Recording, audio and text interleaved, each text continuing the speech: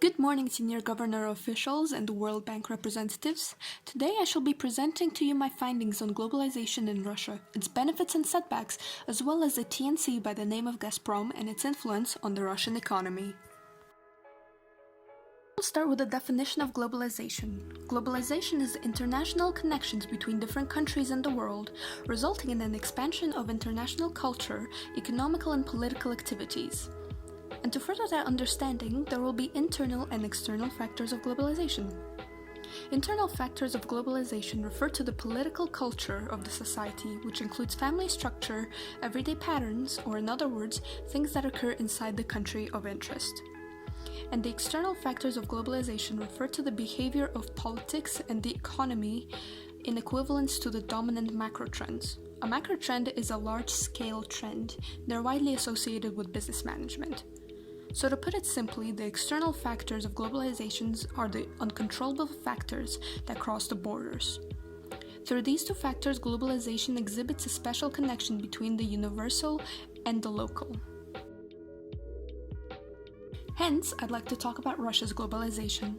Russia is one of the most powerful countries in the globe today, but before Russia was this powerful, it had to go through a few transformations. Russia is a country that has been weak internationally for a few years.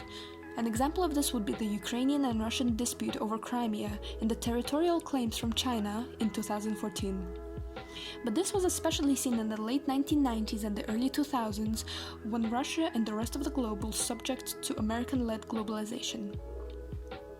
But in 2007, Russia returned with new power and offered its own model of globalization, which wasn't favored by the public.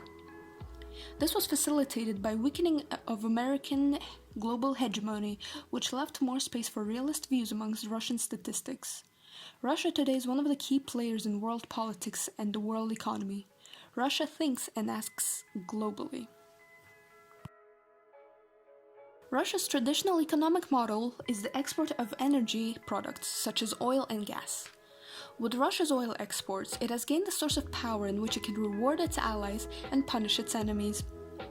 This was done to Georgia, Moldova, and the Baltic states when Russia had supply disruptions and an increase in pricing targeting the above.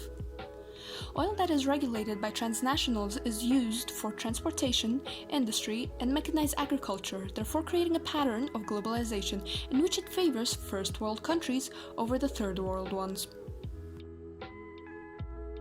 With all the oil exports, there has to be a supplier, and with that, we will be talking about Gazprom. Gazprom is a multinational energy company which is located in Russia with its headquarters in St. Petersburg. With sales going over $120 billion, it sits at the largest natural gas company in the world and the largest company in Russia by profit.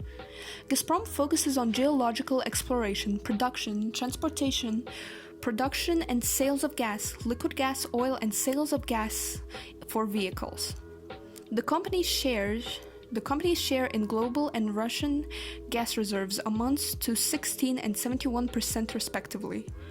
As the world's leading gas producer, Gazprom accounts for 12% of the global gas output and 69% of domestic gas production, is a statement from the Gazprom page. The company is a reliable supplier of gas both to Russians and foreign customers, as Gazprom exports to over 30 countries within and beyond the former Soviet Union. As stated previously, in the late 1990s and early 2000s, the fall of the USSR happened, and with that, a huge economic decline crept upon the newly built Russian Federation. The economic collapse lasted between 1991 to 1998, and as a result, Russia's GDP dropped from $509 billion to $270 billion. This represents an approximate 46.8% decline in the total GDP. And around August 1993, Gazprom was founded, and it slowly helped stabilize Russia's economy. Through the years, Gazprom has built connections to the outside of Russia. An example would be in 1996, there was the year when the Yamal-Europe gas pipeline was connected in Belarus.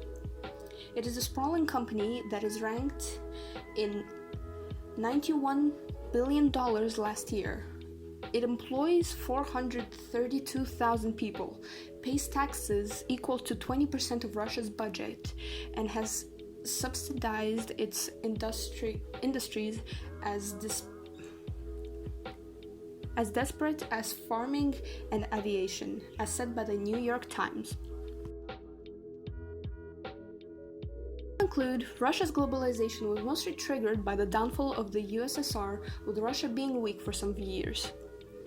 With Gazprom coming into play, Russia's economy rose, and now Russia is one of the key players in world politics, and now supplies gas to over 30 countries within and beyond the Soviet Union.